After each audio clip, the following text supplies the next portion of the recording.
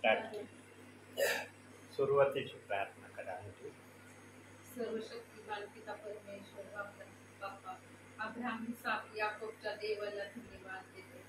स्वर्ग आणि पृथ्वीच्या देवाला धन्यवाद देते बाप्पा.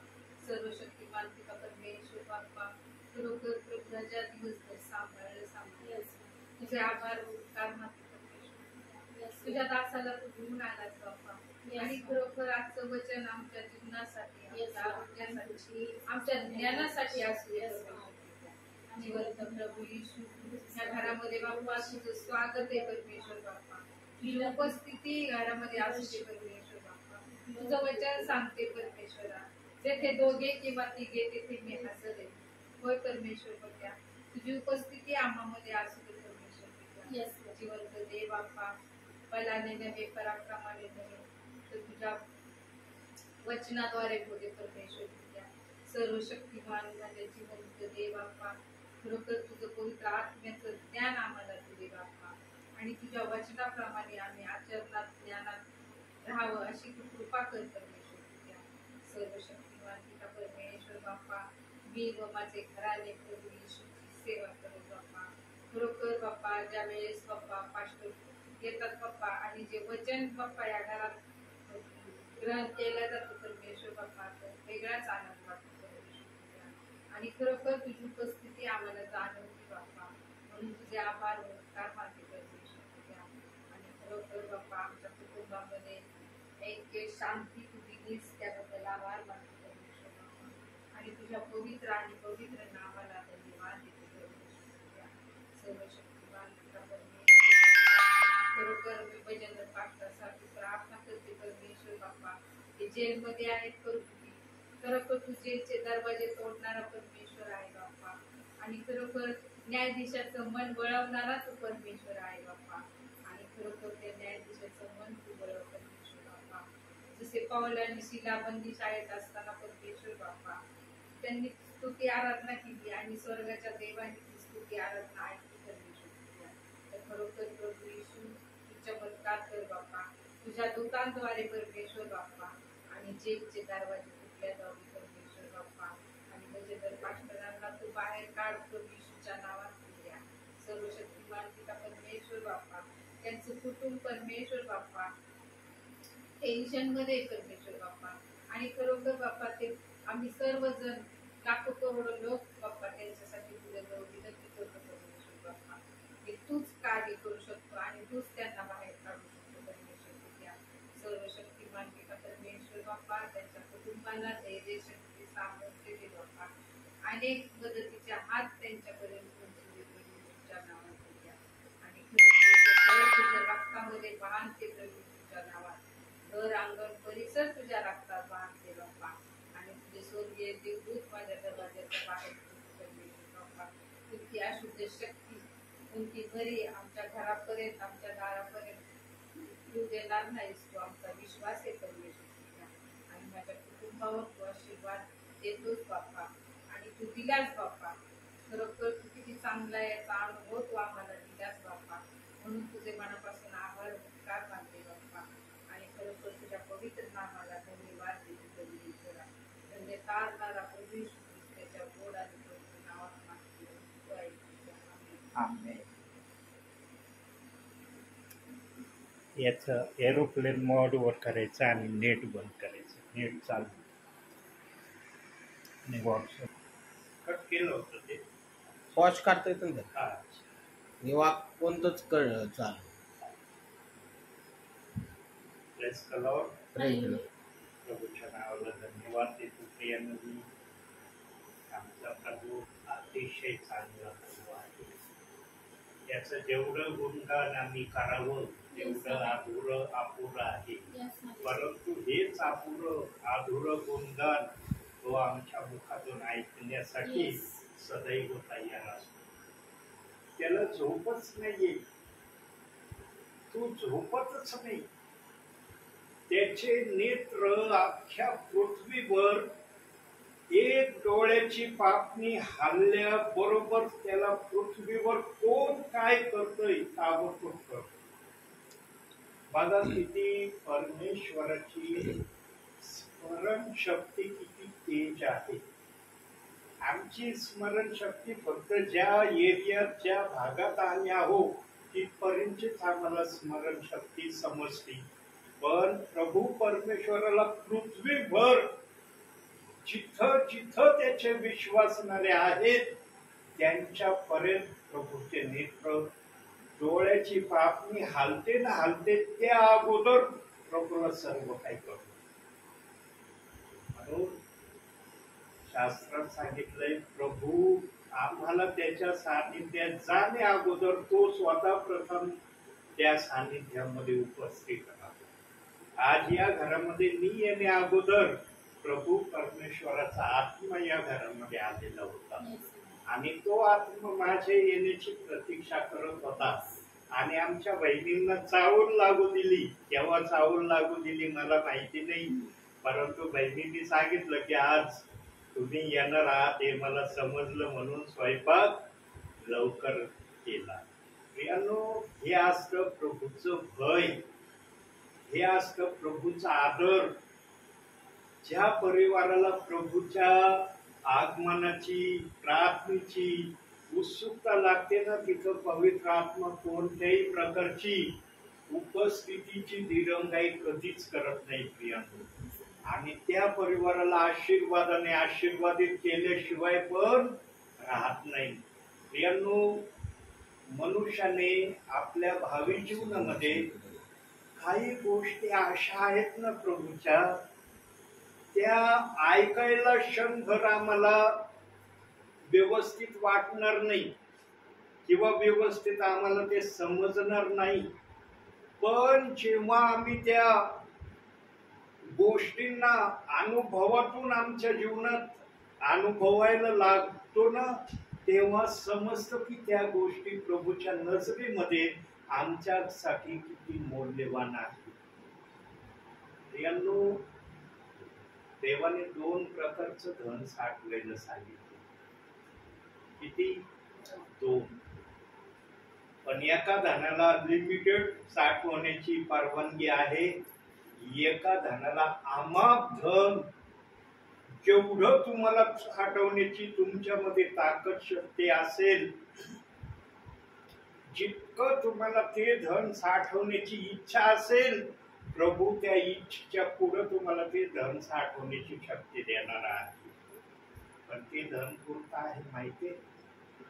शारीरिक धनाला देव बाप्पाने एक लिमिटेशन ठेवलेलं आहे आणि त्या लिमिटेशनासाठी त्याने बायबलमध्ये वचन सांगितलं की पृथ्वीवर तुम्ही धनसंपत्ती साठवू नका, आपली संपत्ती स्वर्गात साठवा. स्वर्गात तुम्हाला इतकी संपत्ती साठवण्याचा देव बाप्पाने अधिकार दिलाय, त्याला मर्यादाच ठेवली नाही. कोणतीच मर्यादा आत्मिक धनाला देव बाप्पांनी ठेवलेली नाही की या लिमिटेशन पर्यंत आत्मिक धन तुम्ही साठवू शकता, त्याच्या पुढे मी तुम्हाला आत्मिक धन साठवण्याची परवानगी देत नाही असे उद्गार बायबलमध्ये सांगण्यात आलेले नाही. फक्त देव बाप्पाने आमच्याकडे पाहण्याचा दृष्टिकोन हा ठेवलेला आहे की माझं आत्मिक धन माझे विश्वासणारे कोणत्या प्रमाणात साठवण्याची तयारी करतात. म्हणून त्याला 3 टप्पे प्रभूने ठेवले. बघा, 3 धनाचे टप्पे, 3 गोष्टी. हर ठिकाणी या 3 गोष्टी विषयी देवबाप आपल्या आत्म्यातून आपल्यालाच या प्रकारे प्रगट करण्याची अपेक्षा आहे आणि विश्वासणाऱ्यांना आशीर्वाद मिळण्याची इच्छा आहे. त्या अनुषंगाने बोलतो. काही जण आत्मिक धन 30 पटीमध्ये साठवण्याच्या तयारीत असतील, काही जण 60% साठवण्याच्या तयारीत असतील. पण जे 100% साठवण्याच्या तयारीत असतील ना, देवबाप त्यांना 10% बोनस पॉइंट देत आहे. ते जरी 100% साठवण्याच्या तयारीत आहेत, देवबाप म्हणतो 110% तुमचं आत्मिक धन तुमच्या नावावर मी लिहित आहे. पण 30 आणि 60% आत्मिक धन साठवणाऱ्याला बोनस पॉइंट नाही. फक्त 100% वाल्यांना 10%. म्हणून आम्ही दशमांश पण कसा देतो? 100ला 10 रुपये देतो ना. है ना, 1% आम्ही प्रभूला ते अर्पण करतो, तसं देवबापन आमच्या 100% आत्मिक धनाला 10% बोनस पॉइंट देऊन आमच्या श्रमाचा आदर करतो. हे आत्मिक धन पण असं बसल्या जागेवर नाही जमा होत. त्याला पण परिश्रम लागतात, कष्ट लागतात, जागरणं लागतं, प्रार्थना करणं लागतं, बायबल वाचन करणं लागतं आणि आज्ञा पालनामध्ये त्याला प्रगट करणं गरजेचं असतं. एवढे श्रम आत्मिक धनामध्ये आहेत. बसल्या जागेवर आत्मिक धन आमचं स्वर्गामध्ये जमा होत नाही प्रियांनो. म्हणून जे खरोखर स्वर्गात जाण्याचे अभिलाषी आहेत ना, त्यांना जी उत्सुकता असते, मला माझ्या प्रभूच्या राज्यामध्ये किती धन साठवण्याची मी तयारी करू शकतो. आणि त्याची उदाहरणं आहेत. काही जण 12 तास प्रार्थना करतात. कसे करत असतील 12 तास प्रार्थना? हा, ते टप्प्याटप्प्याने करत असतील, तो भाग वेगळा आहे. प्रार्थनेला बसल्यावर 12 घंटे गुडघ्यावर कुणी नसेल. टप्प्याटप्प्याने ते 3 वेळेस म्हणा किंवा 4 वेळेस म्हणा एवढा टाइम घेत असतील. पण 12 घंटे प्रार्थना करणं इतकं सोपं कार्य नाहीये प्रियांनो. सर्वात सोपी गोष्ट आहे ना जगामध्ये बोलणं आहे. बोलायला काही कष्ट लागत नाही, काही श्रम लागत नाही. पण ते जे विधान आम्ही बोलतो, जे काय असेल त्याला जर कृतीमध्ये उतरवायचं असेल, त्याच्यासाठी आमच्या शरीरातली शक्ती आम्हाला खर्च करावी लागते. तेव्हा ते बोललेला शब्द यशस्वी होऊ शकतो. ते म्हणतात ना, एक म्हणे नेहमी लहानपणी मी ऐकायचो, कावळ्याच्या श्रापाने काहीतरी मरत नाही म्हणतात ना. हा, कावळ्याच्या शापाने गोर मरत नाही. हे मी ऐकायचो लहानपणी, पण मला कळत नसायचं. मी म्हणायचो, राव जुने विचाराचे लोक हा शब्द का वापरतात, काय या शब्दामध्ये अर्थ आहे. पण जसं देव बाप्पाने ज्ञानामध्ये वाढ करायला सुरुवात केली, तसा अनुभवातून त्या शब्दाचा अर्थ मला समजायला लागला. प्रियांनो, अनुभवाशिवाय आम्ही काहीही जगामध्ये करू शकत नाही. मग ते शारीरिक गोष्टीचा असो या आत्मिक गोष्टीचा असो, दोन्ही गोष्टीमध्ये अनुभव आम्हाला एकदम कंपल्सरी आमच्या जवळ असलाच पाहिजे. पण दुर्भाग्य आहे, काही जण आत्मिक अनुभवासाठी श्रम आणि कष्ट करत नाही, शारीरिक अनुभवासाठी भरपूर प्रयास करतात. त्याच्यासाठी जीवाचं रान करण्याकडे ते कधी माघार घेत नाही. पण आत्मिक जीवनात म्हटलं ना, मग त्यांना एवढी उत्सुकता राहत नाही. काही जण आहेत, सर्वजण नाही, जे अशा प्रकारे वागतात, ज्यांना आत्मिक धनाविषयी इतकी काळजी नाही. त्यांनी किमान अंतिम समयात तरी देवाच्या इच्छेप्रमाणे स्वतःला देवासमोर सादर करावं. म्हणून अंतिम समयात पण देव बाप्पाने आपली वचन सेवा सेवकांच्या द्वारे विश्वासणाऱ्यांना देण्याचं ठरवलं. किती काळजी आहे आमच्या प्रभूला आपल्या विश्वासणाऱ्याची. तो येण्याच्या घटकेपर्यंत आपल्या प्रियजनांमध्ये उपस्थिती देण्याचं त्याने ठरवलेलं आहे. आणि त्याचं प्रमाण तुम्ही मला पाहता. प्रियांनो, बायबलमध्ये बऱ्याचशा गोष्टी सांगितल्या, त्यातली काही गोष्टी आज मी आपल्यासाठी आणलेल्या आहेत. आणि अति महत्वाच्या त्या गोष्टी आहेत. 4च गोष्टी देव बाप्पाने मला दाखवल्या वचनातून, आणि मी 4च गोष्टी माझ्या वहीमध्ये त्या लिहिल्या आहेत. पण 4ही गोष्टींमध्ये इतके सुंदर वचन आपल्या परिवारासाठी देव बाप्पाने दिले, ते आता पवित्र आत्मा कसे प्रगट करील ते आपण पाहणार आहोत. त्याच्यातला पहिला विचार बघूया आपण पवित्र शास्त्रातून. नीतिसूत्रे 17वा अध्याय 5वं वचन. नीतिसूत्रे 17वा अध्याय 5वं वचन. जो गरिबाची कुचेष्टा करतो तो त्याला उत्पन्न करणाऱ्यांचा अवमान करतो. जो दुसऱ्यांच्या विपत्तीमुळे आनंद पावतो त्याला शिक्षा चुकणार नाही. बघा, देव बाप्पाच्या आत्म्याला आपल्या समयामध्ये जेव्हा वचन तो जडण घडण करत होता, वचनाचं प्रकाशन तो पाहत होता, त्या वेळेला प्रामुख्याने प्रभूच्या आत्म्याला हे दिसलं की माझ्या विश्वासणाऱ्यांमध्ये जे शारीरिकरित्या दुर्बळ अथवा गरीब असतील, ज्यांची परिस्थिती चांगल्या प्रकारची आहे, ते कुचेष्टा केल्याशिवाय राहणार नाही. काही जण डायरेक्टली कुचेष्टा करतात प्रियांनो, न घाबरता करतात. समोरासमोर करण्याची त्यांना भीती भय वाटत नाही. काही जण इनडायरेक्टली करतात. बोलून तर दाखवायचं नाही पण करणीला चुकायचं नाही म्हणतात ना, त्या प्रकारे काही जण कुचेष्टा केल्याशिवाय राहत नाही.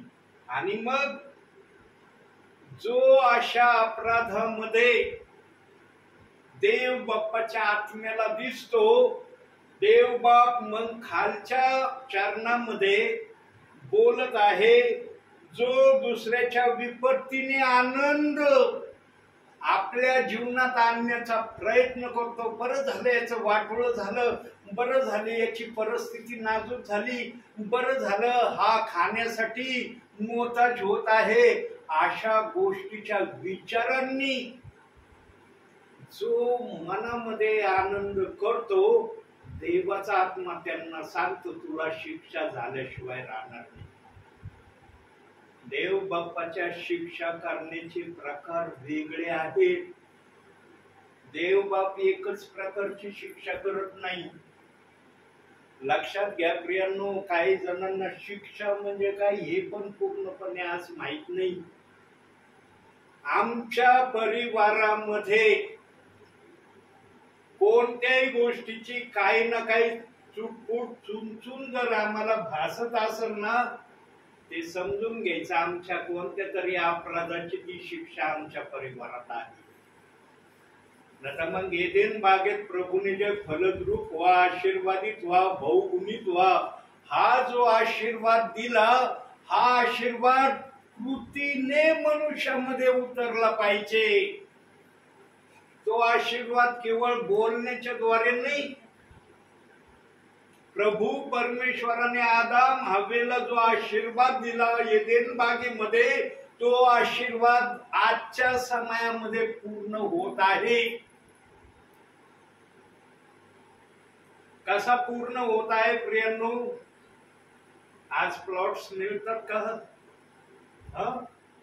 आज प्लॉट जर खरेदी करायचं झालं तर लाखोनी पैसे मोजावे लागतात ना. पण एक काळ असा होता की प्लॉट हा 100मध्ये पण भेटत होता, शेकडो मध्ये भेटायचा, नंतर हजारावर गेला, आता लाखोवर आलेला आहे. भविष्यात माहित नाही कोणत्या स्तरावर प्लॉटचा भाव जाईल. देवाने जो एदेन बागेत आशीर्वाद दिलेला आहे, तो आशीर्वाद आता समाप्तीच्या मार्गाकडे येत आहे. का येत आहे? कारण आता आमच्या प्रभूचं आगमन होणार आहे. आता स्वतः प्रभू आपल्या प्रजेला घेऊन जाण्यासाठी लगबगीने येण्याची तयारी करत आहे. आणि जे त्याच्या येण्याच्या तयारीमध्ये देव बाप्पाने निवडून ठेवले, त्यांच्याकडे सेवकांचं जाणं आत्म्याच्या प्रेरणेने प्रभू करत आहे. आत्म्याची सेवा, बुद्धीची सेवा, दोन प्रकारची सेवा आहे प्रियांनो. आत्म्याच्या सेवेला तोड नाही, बुद्धीच्या सेवेला लिमिटेशन आहे. त्याला जास्त सेवा बुद्धीची होऊ शकत नाही. आमची बुद्धी देवाच्या वचनाला कितपत बुद्धीच्या सामर्थ्याने प्रगट करू शकते, लिमिट आहे त्याला. पण आत्म्याजवळ आत्म्याची भाषा अनलिमिटेड आहे. तो कोणत्याही माध्यमातून या भाषेला प्रगट करू शकतो.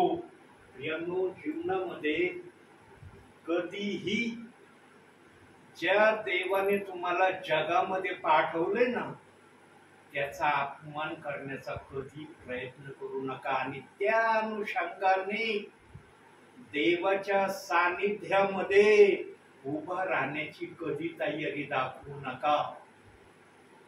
देवाच्या सानिध्यात जरूर देवबाप आम्हाला त्याच्या इच्छेप्रमाणे उभं करणार आहे. त्याला जर वाटलं तर एका ठिकाणी त्यांनी सांगितले की काही जणांचा मी न्याय करणार नाही, पण जर काही जणांचा वाटलं त्याला न्याय करायचा, तर त्या न्याय होणाऱ्या प्रियजनांनी देवाने उत्पन्न केलेल्या गोष्टीचा अवमान त्याने केलेला आहे. या अनुषंगाने त्याने प्रभू समोर उभं राहू नये आणि अशी प्रक्रिया विश्वासणाऱ्यांमध्ये घेऊ नये.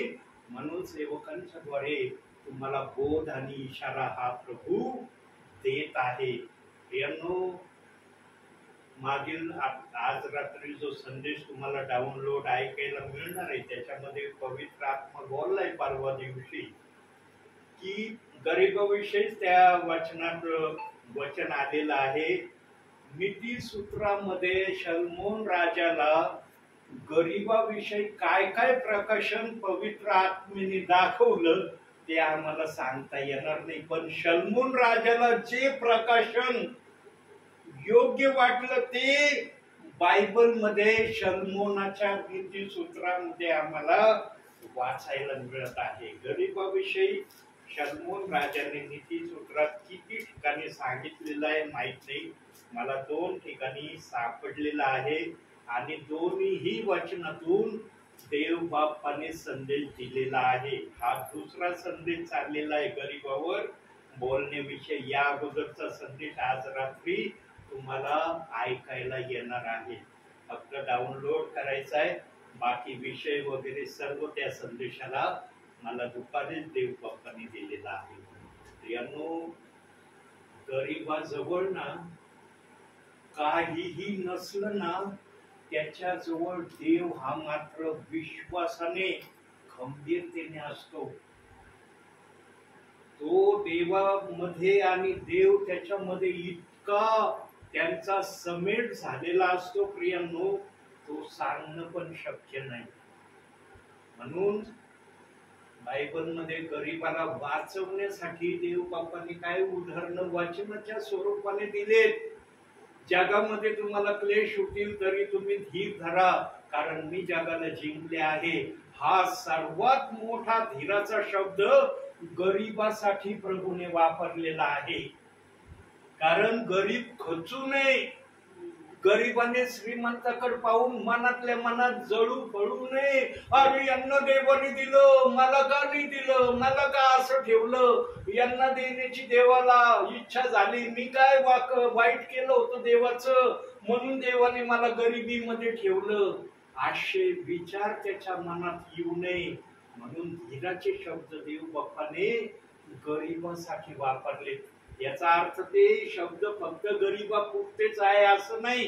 जो ज्या संकटात असेल त्या संकटामध्ये त्या विश्वासणाऱ्यासाठी, सेवकासाठी ते धीराचं वचन आहे. ते फक्त गरिबासाठीच नाही, इतरांसाठी पण आहे. पण जे ज्या परिस्थितीत असतील त्या परिस्थितीमध्ये त्या वचनाचा त्यांच्यासाठी आशीर्वाद आहे. म्हणून प्रभूचं वचन दोन्हीकडूनही काम करतं. इकडं पण काम करतं, इकडं पण काम करतं. श्रीमंताला पण धीर देतं आणि गरिबाला पण प्रोत्साहन देतं. देवाचं वचन एकाला धरित आणि एकाला सोडित असं करत नाही प्रियांनो. मनुष्याचा हा स्वभाव आहे, एकाला धरायचं एकाला नाही धरायचं. देव कधी असं वागत नाही प्रियांनो. त्याने अशी योजना का केलेली आहे? कारण वंश परंपरेचे जे शाप असतात ना, ते शाप कधी कधी आमच्या माग लागतात आणि ते शाप आम्हाला ते आशीर्वाद मिळवू देत नाही ज्या आशीर्वादाची आम्ही आशा प्रभूकडे करतो.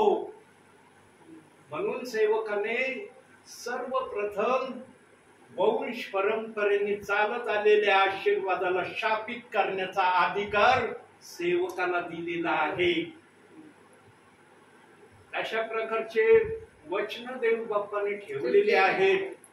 वंश परंपरेने चालत आलेले शाप सेवकाला येशू ख्रिस्ताच्या नावाने नष्ट करण्याचा अधिकार आहे. आणि ज्याला प्रभूने चिन्ह चमत्कार करण्याची कृपा किंवा दान दिलंय त्याच्या मुखातून जर हा शब्द निघला ना ते तर गायबच झालं समजायचं, जागच्या जागेवर गेलं समजायचं. म्हणून 9 कृपादानामध्ये देवाच्या आत्म्याने विश्वासणाऱ्याला सेवकाला एक ना एक दान दिलंय. फक्त विश्वासणाऱ्याने ओळखावं मला 9 कृपादानामधलं कोणतं दान दिलंय. देव बाप्पाने कोणाला रिकामं ठेवलेलं नाही. कारण देव बाप्पाचा शब्दच आहे, जो मजकडे येतो त्याला मी घालवून देणार नाही. जो प्रभूकडे येतो ना प्रियांनो, प्रभू त्याला आशीर्वाद देतो. आशीर्वाद तर देतोच देतो पण त्याला दान पण देतो. पण कधी कधी विश्वासणारा ते दान ओळखीत नाही. हे विश्वासणाऱ्याची चुकी आहे. आणि विश्वासणाऱ्याला पण ते कळत का नाही? कारण विश्वासणारा पवित्र शास्त्रामध्ये लक्ष देत नाही. जो पवित्र शास्त्रामध्ये लक्ष देतो ना प्रियांनो, पवित्र आत्मा त्या विश्वासणाऱ्याशी बोलल्याशिवाय राहत नाही.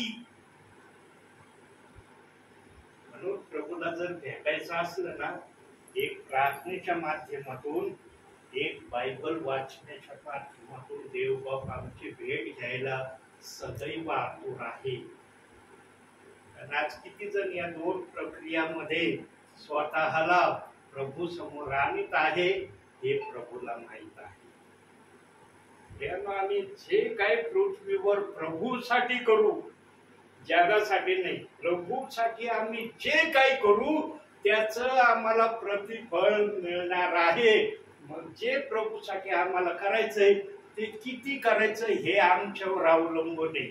30 पटीमध्ये करायचं, 60 पटीमध्ये करायचं का 100 पटीमध्ये करायचा, हा डिसिजन वैयक्तिकरित्या विश्वासणाऱ्यांचा आहे. प्रभू याच्यामध्ये जबरदस्ती करत नाही. आणि जे 30% ही आपल्या जीवनामध्ये घेत नाही, मग ते कोणते विश्वासी आहे? कोणता विश्वास त्यांच्यामध्ये आलेला आहे? कोणत्या आत्मेने ते प्रभू मध्ये आले? प्रभू जवळ जो येतो ना त्याला प्रभू ओत आशीर्वाद देणार आहे. ज्याच्याजवळ 30% आशीर्वाद नाही प्रभूचा, म्हणतोय त्याने आपल्या भावी जीवनामध्ये काय प्राप्त केलं, काय मिळवलं त्याने? पवित्र आत्म्याजवळ याची पण बरीचशी उदाहरणं आहेत. पवित्र आत्म्याला ज्या समयामध्ये योग्य वाटेल त्या समयामध्ये 30% खालचे प्रियजन कोणत्या अवस्थेचे आहेत ते प्रभूचा आत्मा दाखवेल. तेव्हा मी आपल्याला सांगितल्याशिवाय राहणार नाही. माझी बुद्धी इतकी तेज नाहीये प्रियांनो की 30% खालच्या विश्वासणाऱ्यांची अवस्था काय आहे ही माझी बुद्धी सांगायला असमर्थ आहे.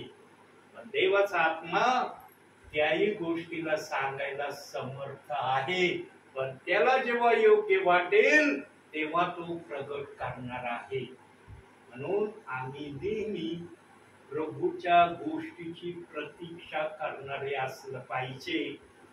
आमच्यामध्ये ना देवाचं घेण्याची फार उत्सुकता आम्ही ठेवली पाहिजे. ज्यांच्यामध्ये उत्सुकता आहे ना प्रियांनो, त्यांच्या जीवनामध्ये प्रभू हर तऱ्हेचं कार्य करायला आजही समर्थ आहे. काही जणांना वाटतं सेवकांनाच फक्त चिन्ह चमत्कार करण्याचा अधिकार देव बाप देतो. असं नाही प्रियांनो. विश्वासणाऱ्यांना पण देव बाप सेवकापेक्षा जास्त चिन्ह चमत्कार करण्याचा अधिकार देतो. फक्त विश्वासणाऱ्याने ओळखलं पाहिजे देव बाप्पाने मला कोणतं कृपादान दिलंय. पाहुणचार करण्याचं तर बहुसंख्य सर्वांजवळ कृपादान आहे. बहुसंख्य शेवटचं कृपादान एवढं तो प्रभूने विश्वासणाऱ्यांना दिलंय. कमीत कमी बघा, घरात आल्याबरोबर माझा पाहुणचार केला का नाही, तुम्ही आदर सत्कार केला का नाही, हे कृपादान आहे. या कृपादानाने वंचित कोणालाही प्रभूने ठेवलं नाही. ज्या परिवारामध्ये ज्या विश्वासणाऱ्यामध्ये याही कृपादानाचं जर त्यांच्यामध्ये काही अंश गुण नाही ना, मग ते प्रभूचे आहेत का नाही त्यांनी स्वतः प्रभूला विचारावं. कारण प्रभू दिल्याशिवाय राहत नाही. तो कधीच आपल्या हाताने घडवलेल्या मनुष्याला रिकामा पाहण्याची अपेक्षा तो करत नाही. त्याने जो बागेत आशीर्वाद दिलाय ना, तो आशीर्वाद फक्त आम्ही ओळखला पाहिजे की मला कोणता आशीर्वाद देव बाप्पाने दिलाय. आणि मग जे आशीर्वाद ओळखीत नाही ना, मग देव बाप्पाचा उपाय असतात. अरे मी तुला आशीर्वाद दिलाय पण तू ओळखीत नाही ना, मग तुला आता ओळखण्यासाठी काहीतरी मला दुसरा उपाय करावा लागेल. मग देव बाप्पू दुसरे उपाय करतो. आणि दुसरे उपाय केल्यावर मग विश्वासणाऱ्याला कळतं, अरे काहीतरी गडबडी आहे, कुठली तरी चूक माझ्याकडून झाली म्हणून माझ्यावर ही अशी परिस्थिती आली. शारीरिक जीवनामध्ये कमी येते प्रियांनो, पण आत्मिक जीवनामध्ये प्रभू कधी दिरंगाई लावित नाही, वेळ घालवित नाही. ताबडतोब त्याला आत्मिक गोष्टीची समज मिळावी म्हणून शिक्षा केल्याशिवाय राहत नाही. म्हणून एक वचन बघूया आपण, स्तोत्र संहिता.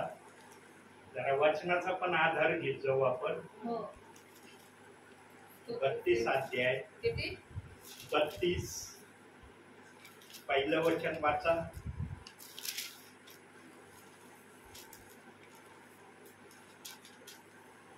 32 स्तोत्र संहिता पहिलं वचन. ज्याच्या अपराधाची क्षमा झाली आहे, ज्याच्या पापावर पांघरून घातले आहे, तो धन्य. बघा, हे देव बाप्पाने सांगितलेलं आहे. ज्याच्या पापावर, आता जे आम्ही शारीरिक पाप करतो ना, त्याच्यावर देव बाप्पाला सांगायची गरज नसते. पांघरून घालतो पण देव बाप अपेक्षा करतो, मी पांघरून घातले पण तू कबुली जबाब तर दे, आपल्या पापाची क्षमा तर माग. देव बाप ऑलरेडी हे करतोय. एखाद्याने क्षमा जरी नाही मागितली, पश्चाताप जरी नाही केला आपल्या पापाचा, तरी देव बाप अशा प्रकारे पांघरून आजही घालत आहे. आणि जर देव बाप्पाने असं पांघरून आमच्या पापावर घातलं नाही तर डरकाळ्या फोडणाऱ्या सिंहाच्या गर्जनेसारखा सैतान आमच्यावर तुटून पाडल्याशिवाय राहणार नाही. पापाचा केंद्रबिंदू सैतान आहे, म्हणून त्याला नाव देण्यात आलंय, तो प्रारंभापासून पाप करतो. ज्या दिवशी देवाच्या मनामध्ये त्याला स्वर्गामध्ये आणण्याची इच्छा झाली, त्याच्या अगोदर पासून त्याच्या मनामध्ये पाप करण्याची इच्छा होती. म्हणून प्रारंभापासून हा शब्द त्याच्यासाठी वापरलाय. आणि त्याने विश्वासणाऱ्यावर हल्ला करू नये म्हणून प्रभू गपचूप आमच्या पापावर पांघरून घालतो, आम्हाला कळू देत नाही. पण पांघरून घालताना देव पण एक आषाढ भरून पांघरून घालतो. काय? हे पाप तुझ्याकडून झालंय ना, पुन्हा हे पाप करू नको, ही अपेक्षा देव बाप करतो. काही जण जर त्या पांघरुणाला परत तसंच घालण्याची आशा करतात, मग देव बाप त्याचे आपल्या तऱ्हेने उपाय विश्वासणाऱ्यांना दाखवतो भावी जीवनामध्ये. जो प्रभूमध्ये सक्षम होण्याची इच्छा धरतो ना प्रियांनो, त्याला संकट आहे ना, कागदापेक्षाही हलके प्रभूचा आत्मा जाणून देतो.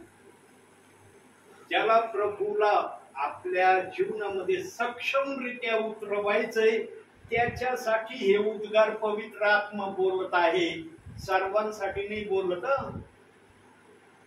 ज्यांना खरोखर वाटतं मला प्रभूला आत्म्याने खरेपणाने उंच करायचंय, माझा प्रभू जितका टॉप लेवलवर मला घेऊन जाता येईल तितक्या टॉप लेवलला मला प्रभूला घेऊन जायचंय, त्यांच्यासाठी हे उद्गार आहेत.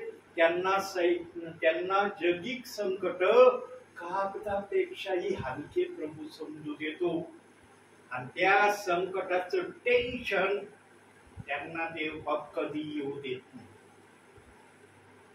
आता बघा, एखादं संकट जर आलं ना आणि आम्ही जर टेन्शन घेतलं ना, बघा आमची परिस्थिती काय होती.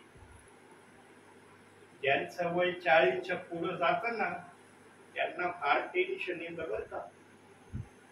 कारण 40 वर्षाच्या पुढे जे काय वय सुरू होतं ना, तेव्हा शुगर आणि बीपी दोन्ही गोष्टी त्या विश्वासणाऱ्याच्या शरीरामध्ये कार्य करायला सुरुवात करतात. याचा अर्थ असा नाही की त्याच्या अगोदर हे नसतात, याच्या अगोदर पण ते असतात, पण ते एवढं जाणवत नाही. कारण मी 40च्या पुढे आलेला व्यक्ती म्हणून मला आता समजतंय 40च्या अगोदर मी कसा होतो ना आजच्या समयात मी कसा आहे मी स्वतः अनुभवतोय. ज्याच्या त्याच्या जवळ स्वतःचा अनुभव असतो. काही जण सांगतात, काही जण सांगत नाही, ते त्याचा प्रश्न असतो.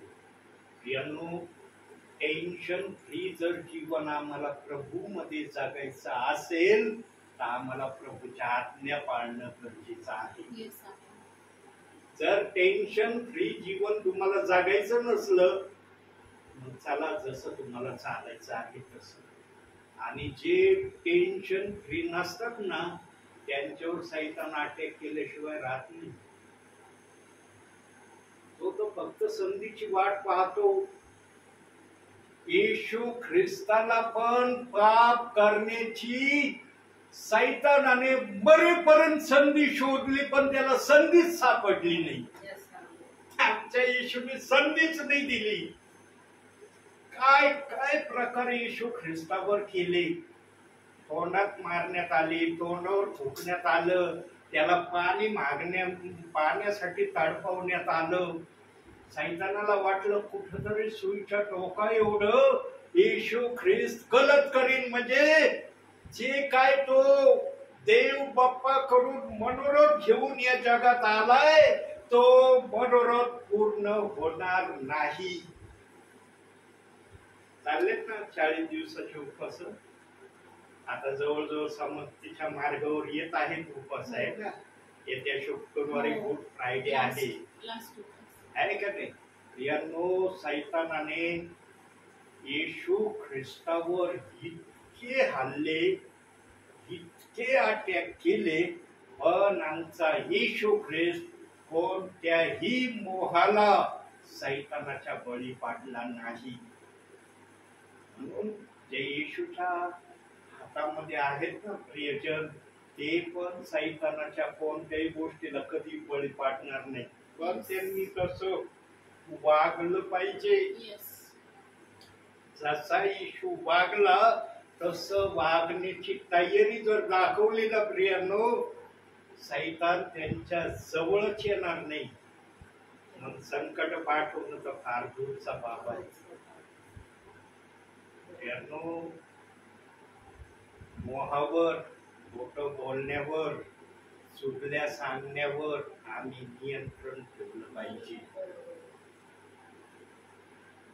चुगली कधीही सांगू नये कोणाची प्रियांनो, कधीच सांगू नये. ती चांगल्या प्रकारची असो या वाईट प्रकारची असो. बघा, एक वचन बघू आपण त्याच्यासाठी. नीतिसूत्रे 11वा अध्याय 13वं वचन बघा.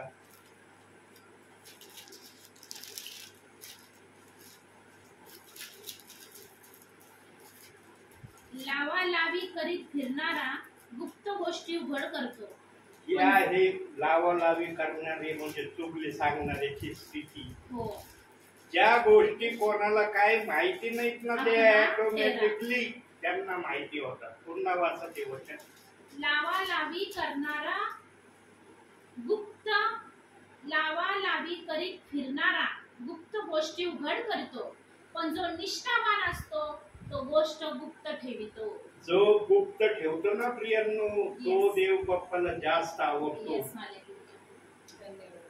म्हणून जीवनामध्ये यशस्वी व्हायचं असं पायऱ्या पायऱ्यांनी जसं शिडीवर चढणं असतं ना, तसं ख्रिस्तामध्ये पण आम्हाला यशस्वीच्या पायऱ्यांवर जर चढायचं असेल तर खोटं बोलण्यापासून प्रथम स्वतःला आवरलं पाहिजे. Yes. चुगली सांगण्यापासून आम्हाला जपलं पाहिजे. कोणाविषयी खोटी साक्ष देण्यापासूनही आम्हाला स्वतःला आवरलं पाहिजे. बऱ्याचशा गोष्टी आहेत पवित्र आत्म्याजवळ, पण तुम्हाला जेवढ्या सुटेबल योग्य पवित्र आत्म्याला वाटत आहे तेवढ्या तो तुम्हाला सांगत आहे. Yes. यशाच्या पायरीवर चालण्यासाठी ना थोडीशी झळ खाणं गरजेचं आहे विश्वासणाऱ्यांना.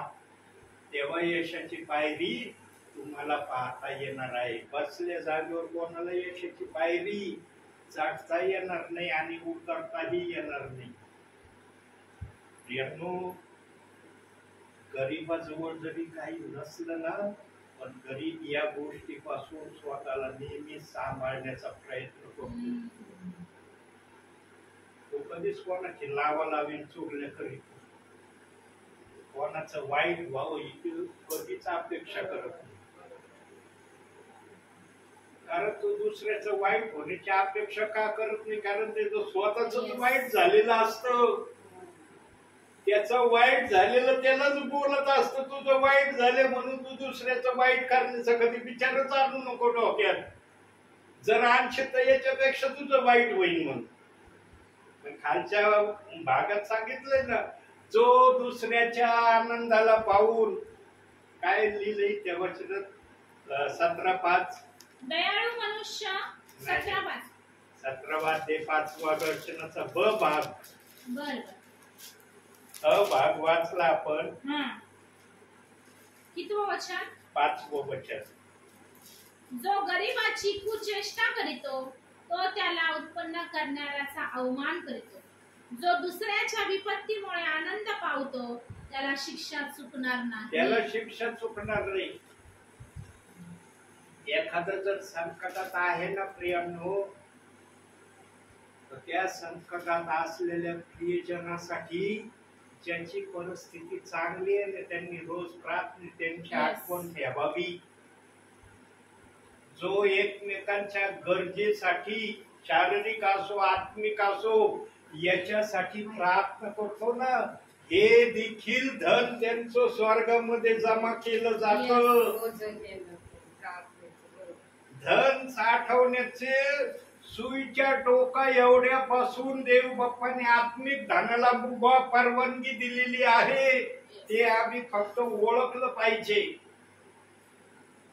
आम्ही फक्त जे महत्वाचं आहे त्याच्यासाठी प्रार्थना करतो, बाकीच्यासाठी आम्ही एवढं महत्वाचं समजत नाही.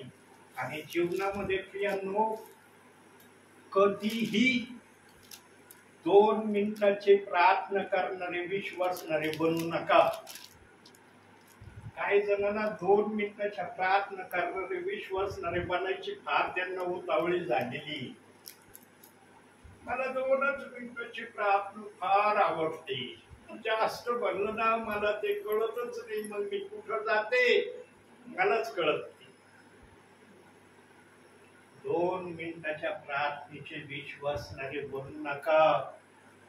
येशूने आम्हाला साक्ष रूपानं सांगितलेलं आहे. बघूया जरा येशूची साक्ष बायबल मधून. मार्क शुभवर्तमान 1 अध्याय 35वं वचन. बघा तिथं काय म्हणतो येशू. मार्क शुभवर्तमान 1 अध्याय 35वं वचन. मग तो सकाळी मोठ्या पहाटेस उठून बाहेर गेला व रानात जाऊन तेथे त्याने प्रार्थना केली. पहाटेच म्हणजे भोर. भोरचा समय कधी असतो? पहाटे. पहाट 3चा जो समय असतो ना, त्याला आजही जुन्या विचाराचे म्हणतात उजेड बर का. काय म्हणतात? 1:35 मार्क. पहाट 3चा समय हा उजडण्याचा समय आजही जुन्या विचाराचे प्रियजन मानतात. आणि त्या समयाला येशू ख्रिस्त रानात जायचा, डोंगरावर जायचा, गुडघ्यावर प्रार्थना करायचा उजडेपर्यंत. देवबाप डोंगरावर रानात फक्त 2 मिनिटाची प्रार्थना करायला जात नव्हता प्रियांनो.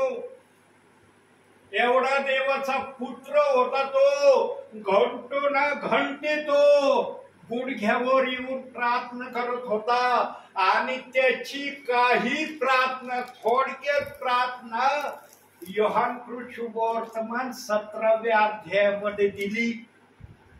तुम्ही झोपण्यापूर्वी तो 17वा अध्याय जरूर वाचा.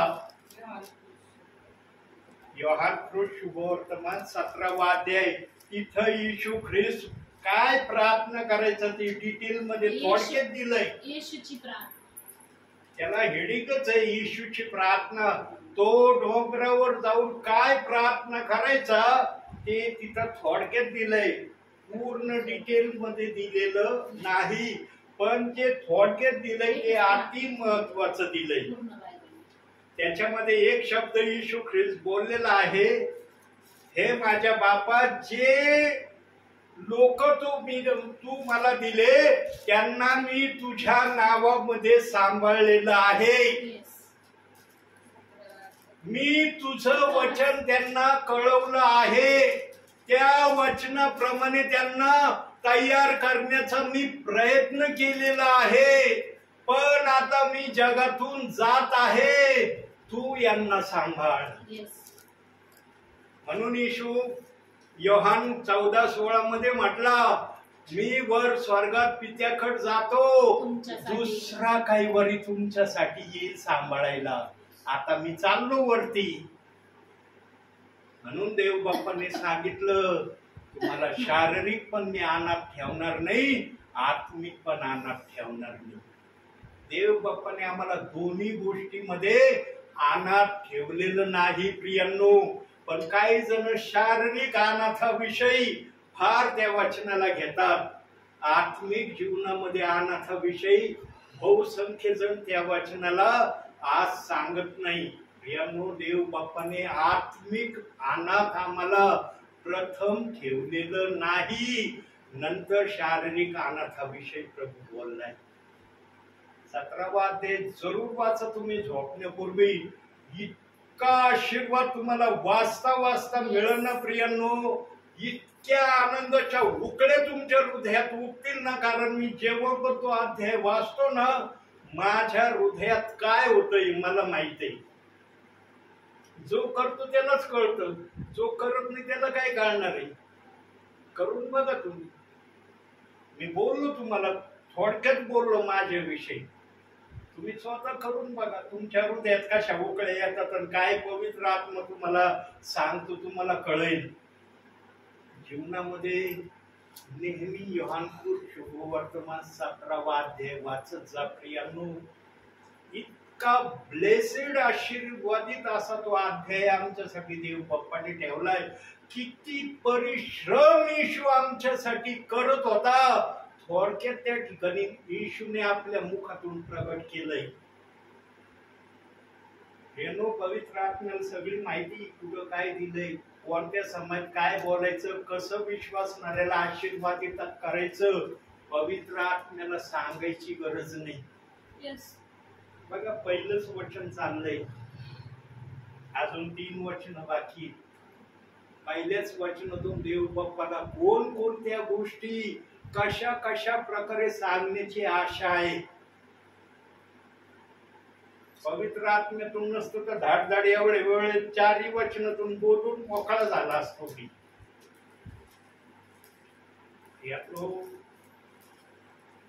जीवनामध्ये देवाला आपल्यापासून कधी अंतरू नका. किंवा देव तुमच्यापासून अंतरला नाही पाहिजे याची खबरदारी आणि काळजी जर जीवनात तुम्ही घेतली ना प्रियांनो, स्तोत्र संहिता 91 जो आहे ना अध्याय, तो तुम्हाला लागू झाला. लागू झाला समजायचं तुम्हाला. तो कोणती मरीन, कोणती पटकीन, कोणती चिटकीन, काय त्याच्यात ते प्रभूचा आत्मा बोललाय. तुमच्या तंबू जवळ, तुमच्या घराजवळ, तुमच्या अंगणात येणार नाही. पण प्रभूला तुम्ही अंतरले नाही पाहिजे किंवा प्रभू तुम्हाला अंतरला नाही पाहिजे, तेव्हा ते तुम्हाला लागू होईल. लक्षात ठेवा. आज रात्री जो संदेश तुम्ही ऐकणार आहे, ध्यान देऊन ऐका.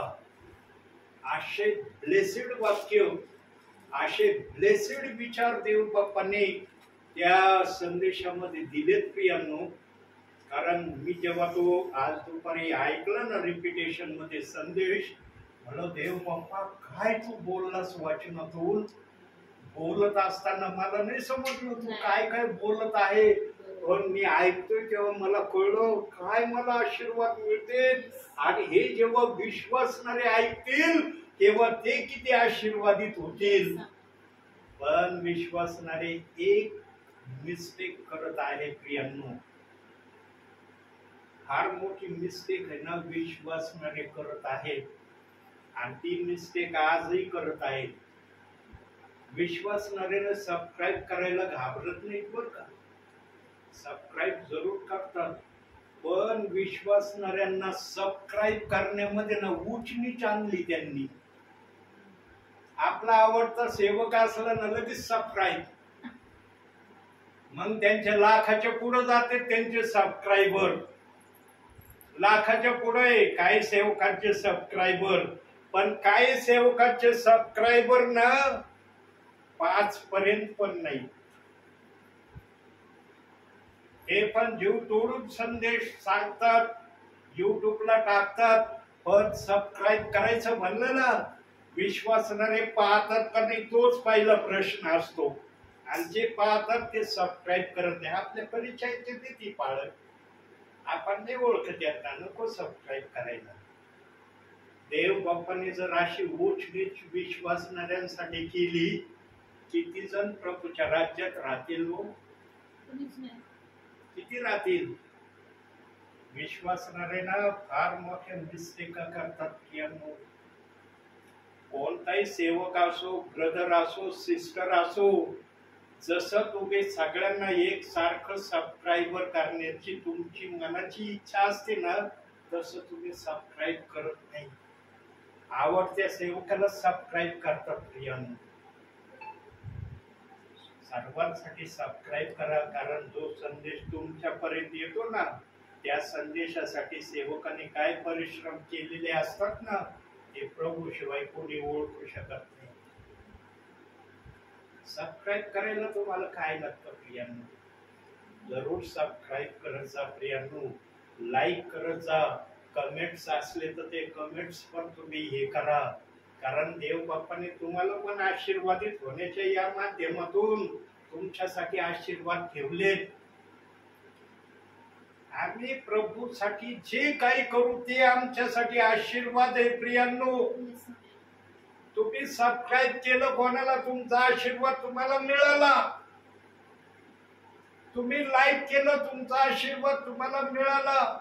तुम्ही कमेंट्स हे केली, तुमचा आशीर्वाद तुम्हाला मिळाला. आणि तुम्ही जर तो संदेश दुसऱ्याला शेअर केला, तुम्हाला आशीर्वाद मिळाला. 4 पर्याय विश्वासणाऱ्यांसाठी आशीर्वादाचे प्रभूने ठेवलेत. किती जण या 4 पर्यायाचा उपयोग करतात, ते जे करत असतील त्यांना ही भाषा कळत असेल. जे या 4 पर्यायाला उपयोगात आणत नसतील त्यांनी आजपासून उपयोगात आणायची तयारी प्रभूला दाखवा. त्या पाळकाला नाही, प्रभूला तयारी दाखवा. कारण संदेश कोणाचा ऐकतात तुम्ही? पाळकाचा संदेश ऐकतात का? कोणाचा संदेश ऐकतात? म्हणजे जर प्रभूचा संदेश ऐकतात तर प्रभूच्या संदेशाचा सन्मान करण्याचे 4 पर्याय देव बाप्पाने तुमच्या समोर ठेवले, त्यामध्ये तुम्हाला उतरायला काय हरकत आहे का? यानो प्रत्येकाच्या श्रमाचा आदर करा. आदर तुम्ही दुसऱ्याचा म्हणतात ना, तू दुसऱ्याचा सन्मान करशील तर देव तुझा सन्मान करील. तू जर दुसऱ्याचा सन्मान नाही करील तर देव तुझा कसा सन्मान करील? कोणाचाही संदेश असो प्रियांनो, फक्त संदेश ओळखा आत्मेतून आहे का बुद्धीतून आहे. हा एवढं ज्ञान पवित्र आत्म्याने तुम्हाला दिलेलं आहे. बुद्धीतून आहे का आत्म्यातून आहे. आत्म्याच्या संदेशाला कधीही 4 पर्यायाला वापरण्यापासून स्वतःला अलिप्त ठेवू नका. बुद्धीचा असला ना मग तुमचं डिसिजन जे असेल ते प्रभू पण मान्य करेल. जाऊया दुसऱ्या वचनाकडे आता. काढूया नीतिसूत्रेच. बघा दुसरं वचन काय आहे आता तुमच्यासाठी. 17वा अध्याय 6वं वचन. नीतिसूत्र 17वा अध्याय 6वं वचन. पुत्र 6वं वचन.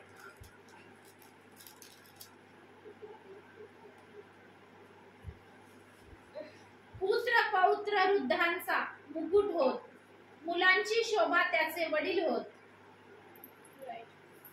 परत वाचा. पुत्र पौत्र वृद्धांचा मुकुट होत, मुलांची शोभा त्याचे वडील होत. प्रियांनो, ज्या परिवारामध्ये आई आणि वडील मुलांकरिता आहेत ना, तो परिवार अतिशय सुरक्षित परिवार आहे. आई मुलांना वळण लावण्याचं काम करते, वडील मुलांना धाक लावण्याचा प्रयत्न करतो. बघा तुझी आई म्हणते संध्याकाळी येऊ दे तुझ्या पप्पांना, तुझं कारण सांगते मी. म्हणते का नाही रागाच्या भरात आपल्या मुलांना. का बरं पप्पांचंच नाव काढलं जातं? कारण प्रियांनो, देव बाप्पाने जी डिसिप्लिनिंग लावलेली आहे ना, त्या डिसिप्लिनिंगला कोणी मोडू शकत नाही. ज्या परिवारामध्ये उभयता मुलांना चालवितात वाढवितात ना, तो परिवार सर्वात आशीर्वादित परिवार आहे. त्या परिवारासारखा आशीर्वादित परिवार कोणताही नाही. पण असे पण काही परिवार आहेत प्रियांनो, ते परिवार सैतानाने उभयतांच्या चुकीमुळे तोडलेले पण आहेत. हा लक्षात घ्या. म्हणून येशू ख्रिस्ताने कैसराला काय म्हणला होता? मला नाणं दाखवा. या नाण्याला किती बाजू आहेत? 1 आणि 2. कैसराचं कैसराला, देवाचं देवाला. म्हणलं का नाही येशू ख्रिस्त? यानो निरनिराळ्या उदाहरणातून येशू ख्रिस्ताने आपले बोध आणि इशारे लोकांना कळवले. ज्या परिवारामध्ये उभयता आपल्या मुलांना शिस्त लावतात ना प्रियांनो, ते मुलं आदर्शाचा कित्ता झाल्याशिवाय राहत नाही.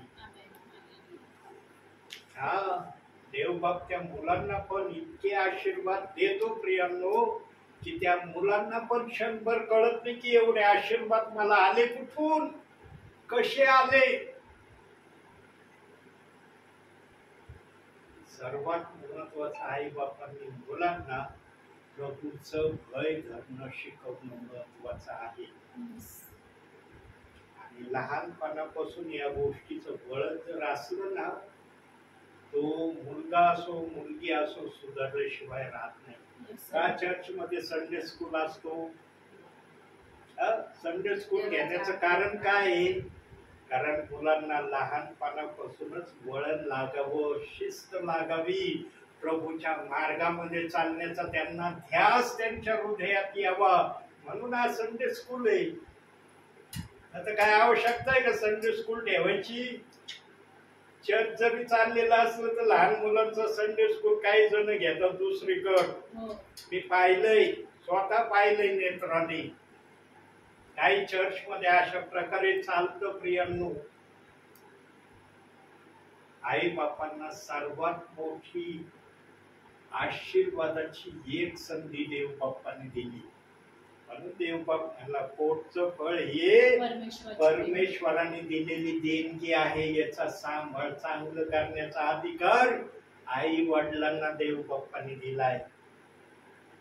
आई बापांनी जर वचनाप्रमाणे आपल्या मुलांना शिकवलं किंवा वळण लावलं, त्या परिवारामध्ये देव बाप्पाची शांती सदैव त्यांना अनुभवायला मिळेल.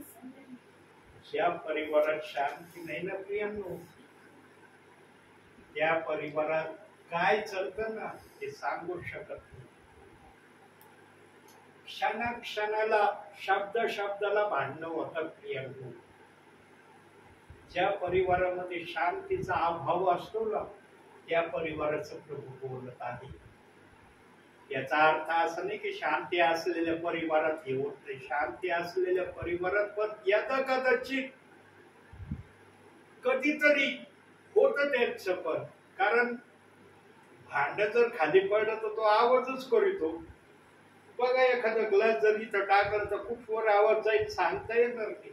त्या ग्लासाला म्हणावं लागतं का फक्त एवढ्या घरापुरताच आवाज कर, बाहेर आवाज नाही गेला पाहिजे.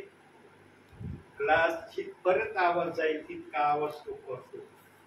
प्रियांनो, भांडणाला पण आम्ही मर्यादा ठेवली पाहिजे. परिवारामध्ये भांडण, सैतान नेहमी वाईट कृत्य करण्याचा केंद्रबिंदू सैताने आणि विश्वासणाऱ्यांच्या घराभोवती तो नेहमी या गोष्टीचा सुकावा घेत फिरतो. आणि या परिवारात काय चाललंय, त्या परिवारात काय चाललंय. सुईच्या टोका एवढं जरी परिवारात गोंधळ असलं तिथं सैतान काम करायला येतो. अहो, एवढं देवपुत्रांची सभा चालली होती, न सांगता त्यांच्यामध्ये आला प्रभू. मला कुठून आलास तू? तो मला काय नाही, पृथ्वीवर इकडे तिकडे हिंडून फिरून आलोय तुमच्याकडे. सैतान कोणत्याही ठिकाणी जाण्याची कधीच परवानगी घेत नाही. बिना परवानगीचा तो जातो. म्हणून आमच्या परिवारामध्ये वचन असलं ना, तिथं सैतान येऊ शकत नाही. सैतान फक्त वचनाला घाबरतो, बाकी कशाला घाबरत नाही. हा, म्हणजे असा अर्थ नाही त्याचा की मग सैतान वचनाशिवाय बाकी कोणत्याच गोष्टी केला जुमानीत नाही. त्याचं लिमिटेशन आहे. काही गोष्टींना शब्दांनी तो घाबरतो, पण काही गोष्टींना तो मुळीच घाबरत नाही. ज्याच्याजवळ पवित्र आत्मा आहे ना, त्याच्या जवळ तो थडकण्याची कधी भूल आणि चूक करत नाही. पण ज्याच्याजवळ पवित्र आत्मा दिसत नाही ना, अरे कधी ना कधी यांच्यावर आम्ही कोणत्या ना कोणत्या मोहपाशाने याच्यावर हल्ला करू आणि करतो तो.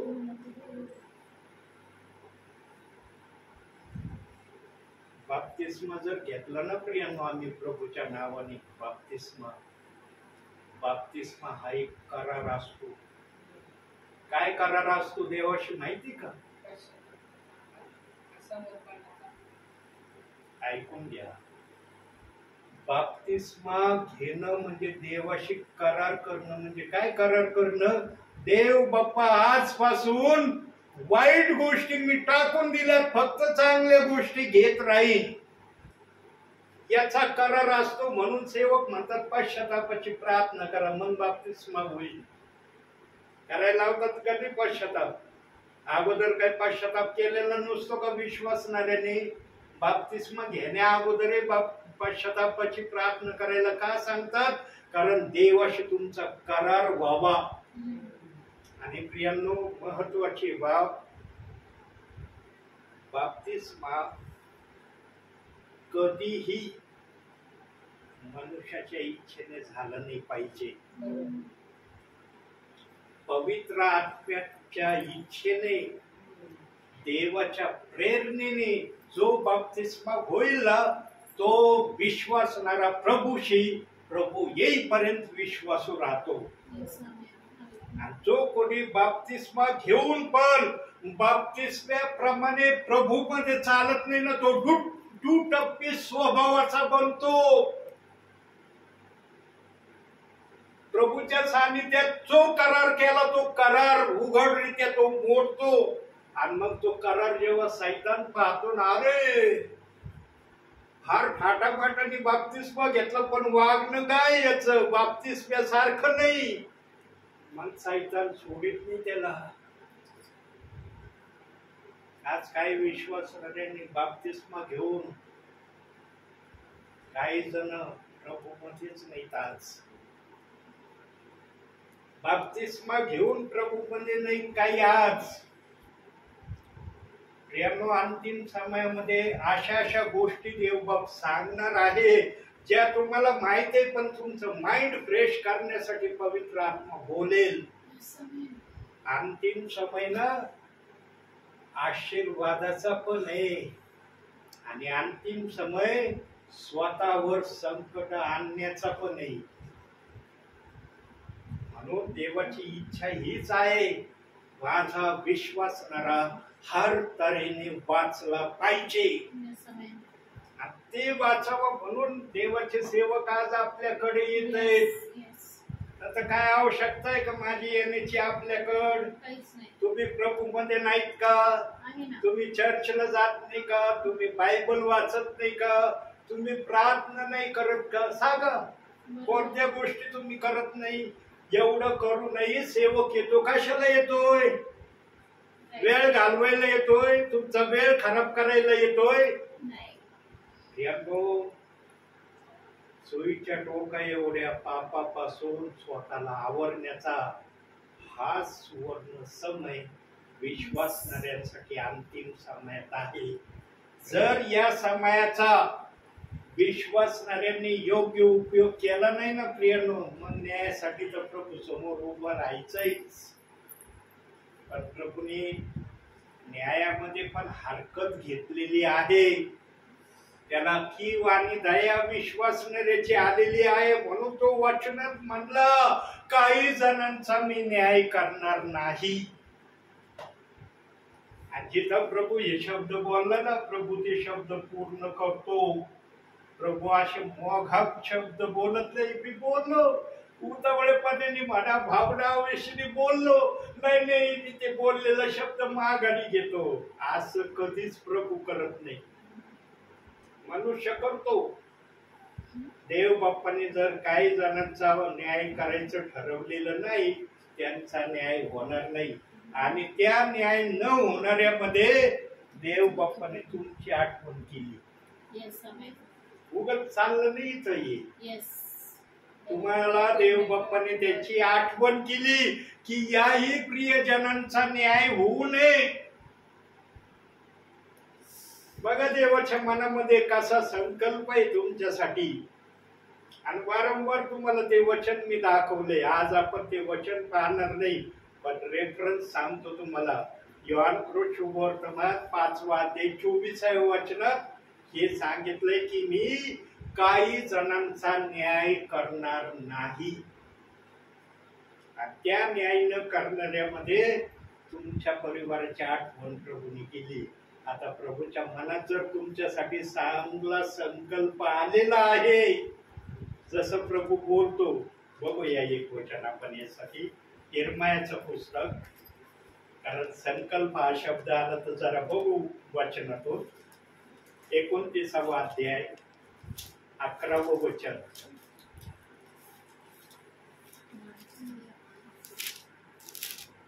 एकोणतीस 11.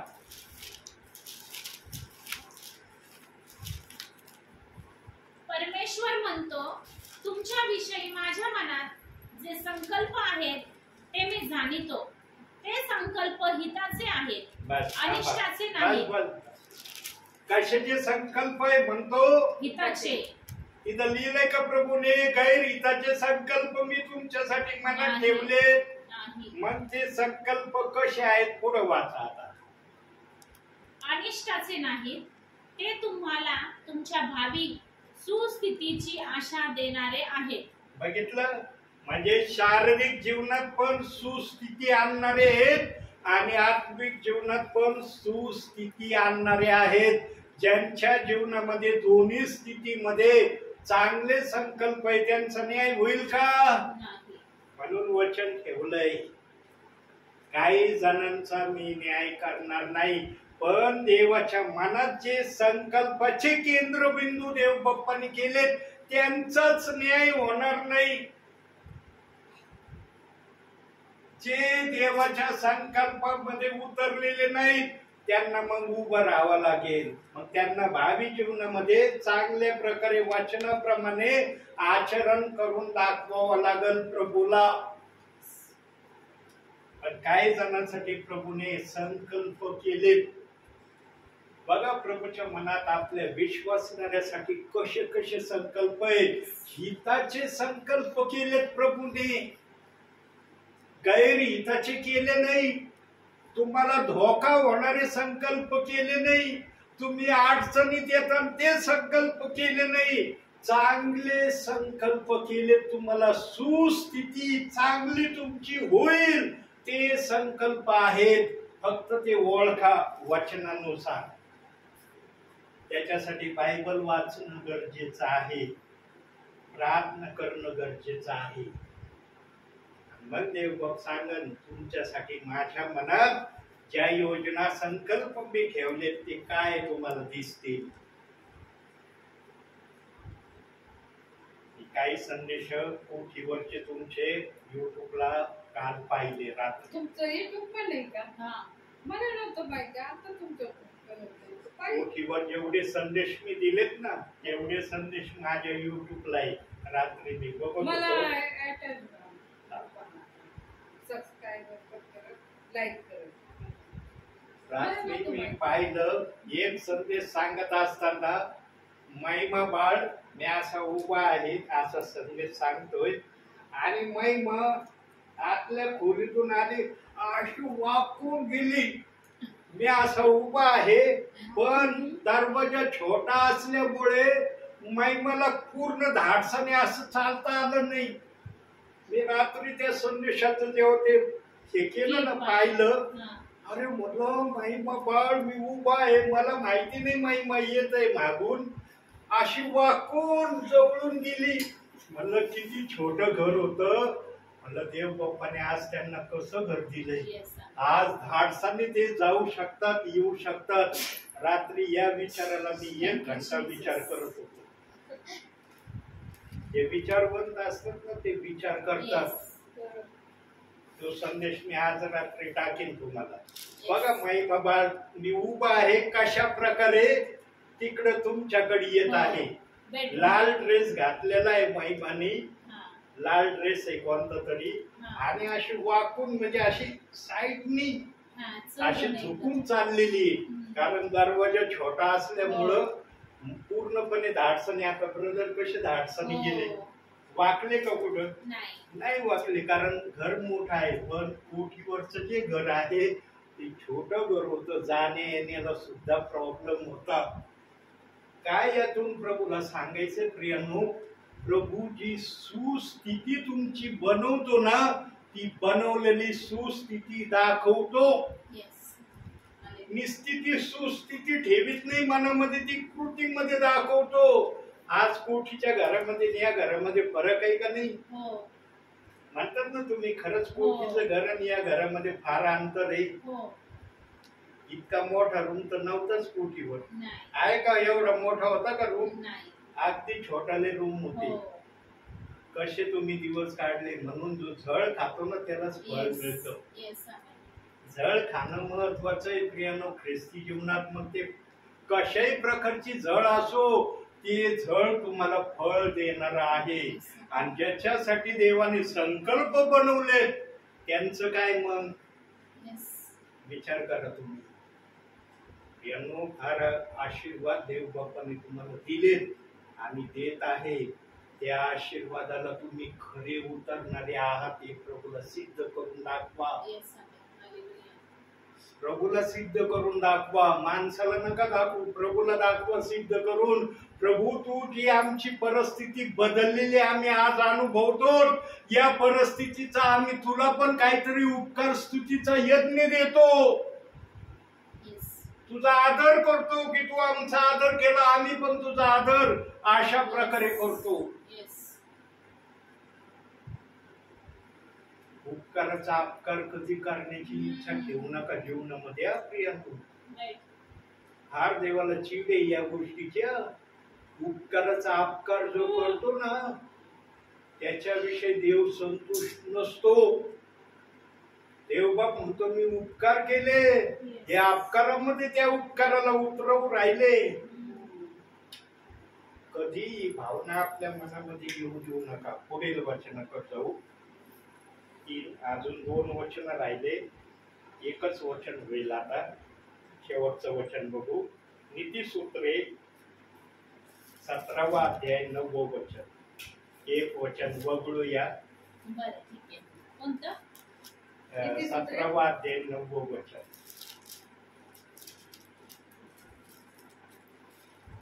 जो इतरांच्या अपराधांवर झाकण घालितो तो प्रेमाची वृद्धी करीतो, पण जो गत गोष्टी भोकत बसतो त्याला मित्र अंतरतात. त्यानो कधीही जीवनामध्ये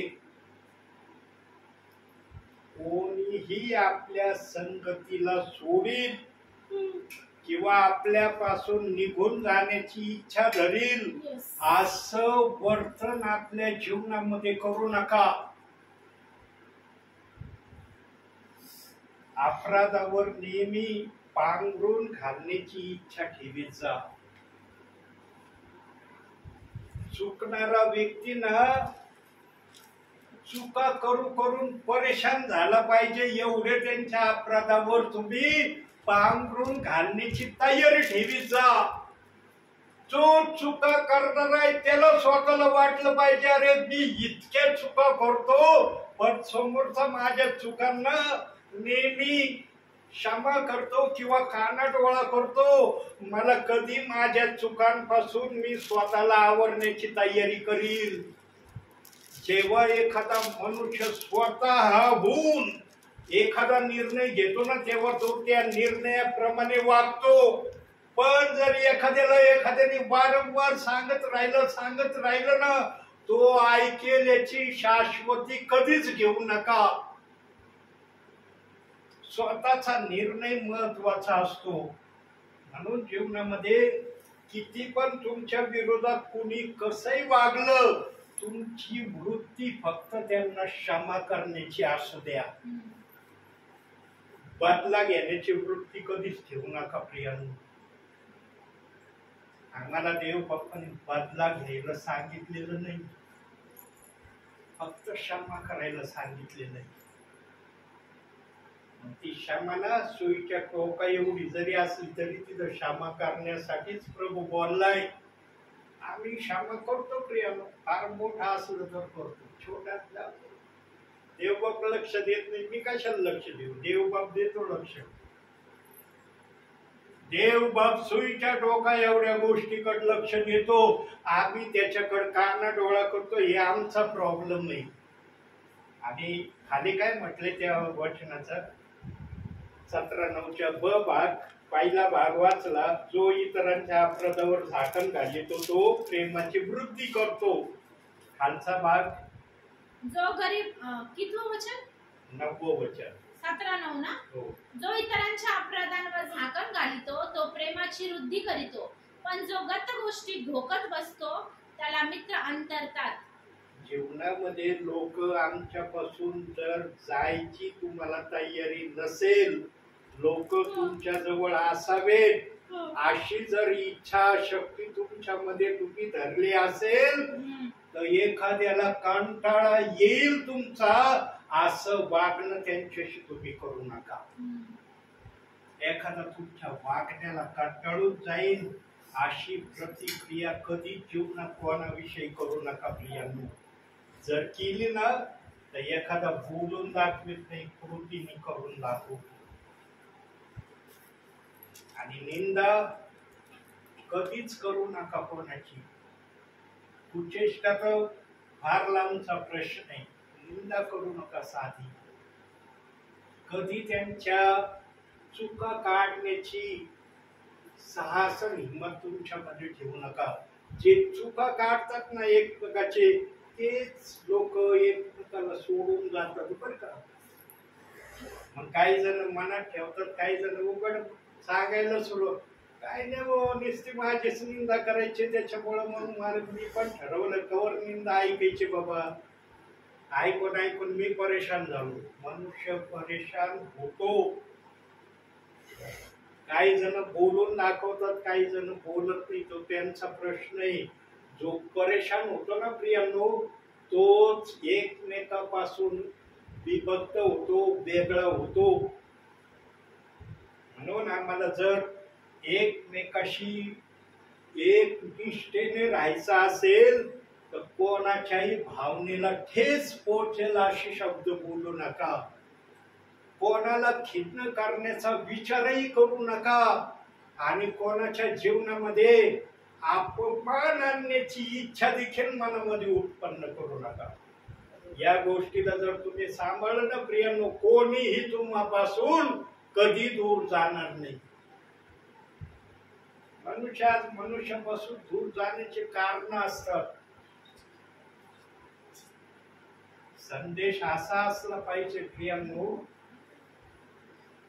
नेहमी संदेशामध्ये देव कसा उंच होईल किंवा देवाला आम्हाला कसं उंच करता येईल या गोष्टीचा जास्त संदेशामध्ये भरणा असला पाहिजे.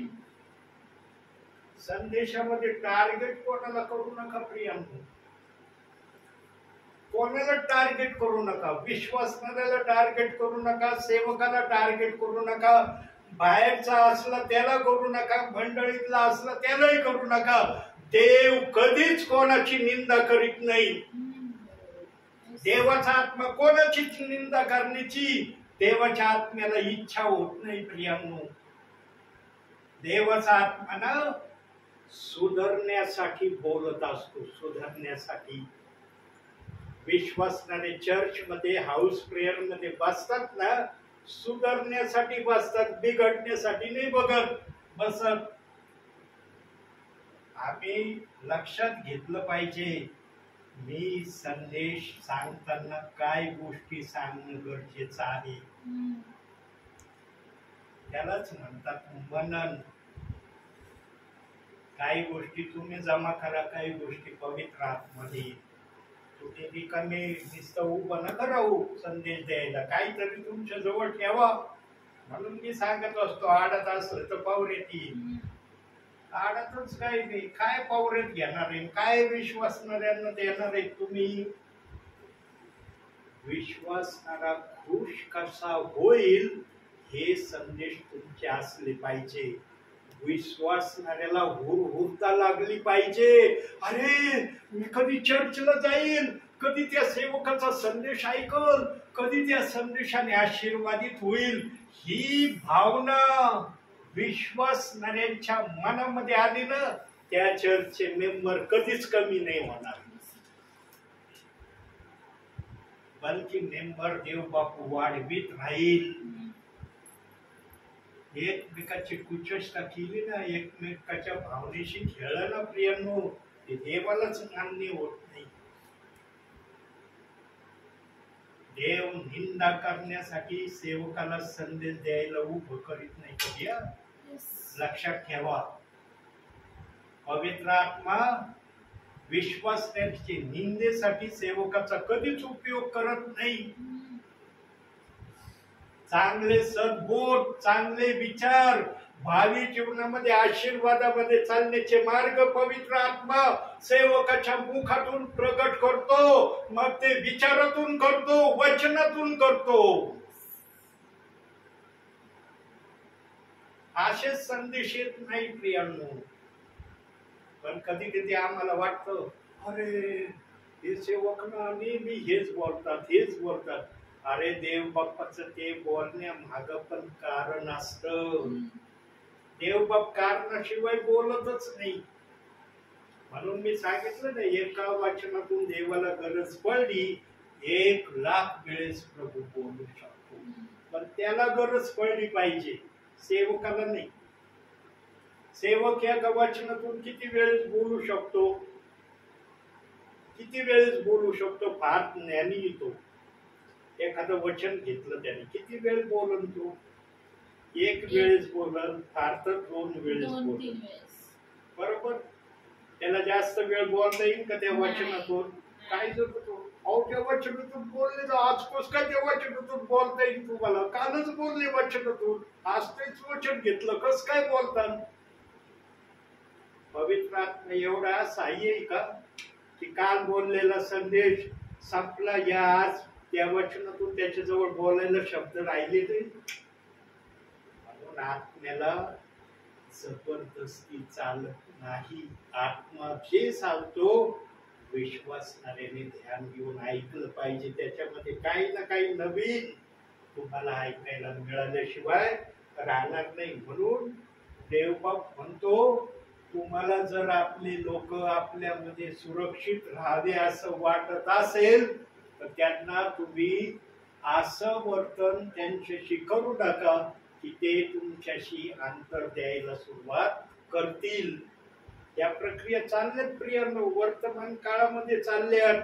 काही ठिकाणी या प्रक्रिया होत आहेत प्रियांनो. जो बोलून दाखवणारा असतो ना, तो सर्वात सुरक्षित व्यक्ती बरं का. जो बोलून दाखवणारा आहे तो, जो बोलून दाखवित नाही ना, तो सर्वात घातक व्यक्ती. म्हणून देवबाप म्हणला, जे काय ओझ आहे ना बोलून मोकळं कर. नाही का जुन्यात लोक म्हणतात, अवलय हृदयात दडपण होतं, बोलून जरा दडपण हलकं झालं, माझं मन हलकं झालं म्हणतात का. मी जुन्या विचाराचे का म्हणतात?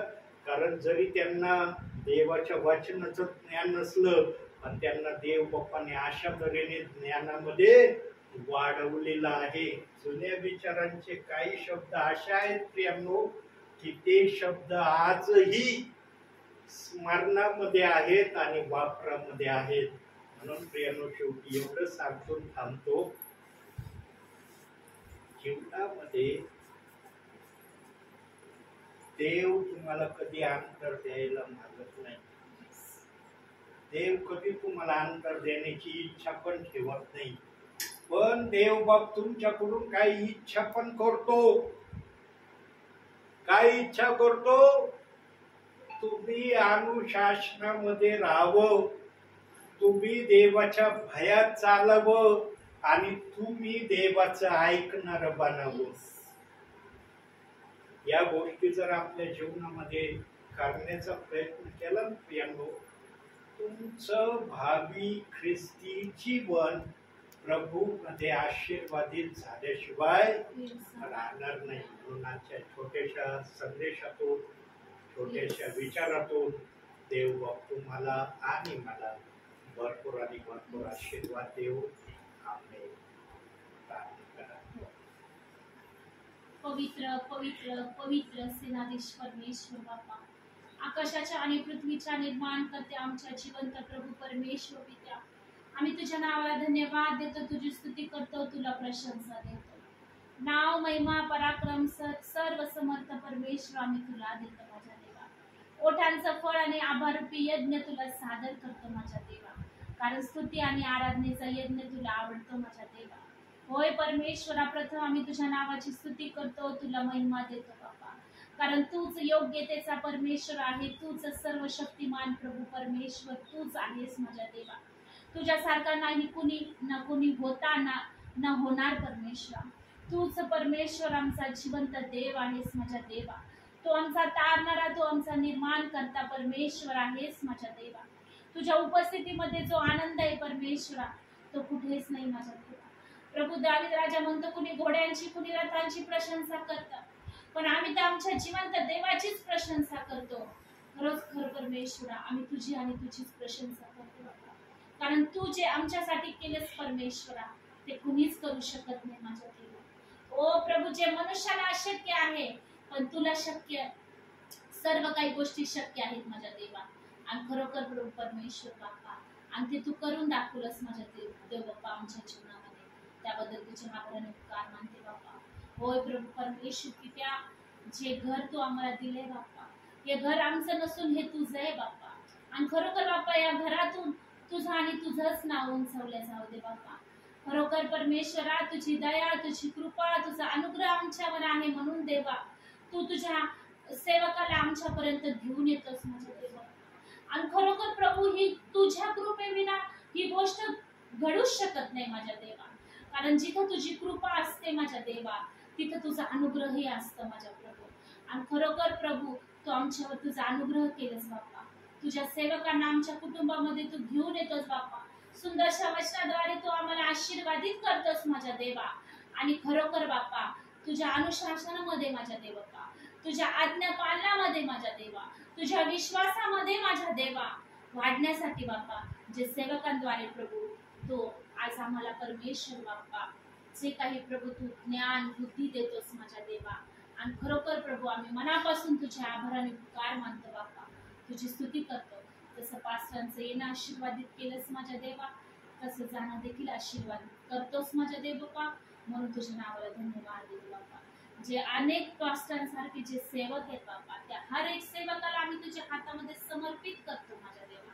त्यांना तुझ्या पवित्र नामामध्ये परमेश्वर बाप्पा आणि तुझ्या पवित्र रक्तामध्ये माझ्या देवा आम्ही रिसीव करतो माझ्या देव बाप्पा. ओय माझ्या देव बाप्पा आम्ही देखील म्हणतो बाप्पा होसान्ना होसान्ना. प्रभूच्या नावाने येणारा धन्यवादित असो. आणि खरोखर परमेश्वर बाप्पा तू धन्यवादित परमेश्वर आहे बाप्पा.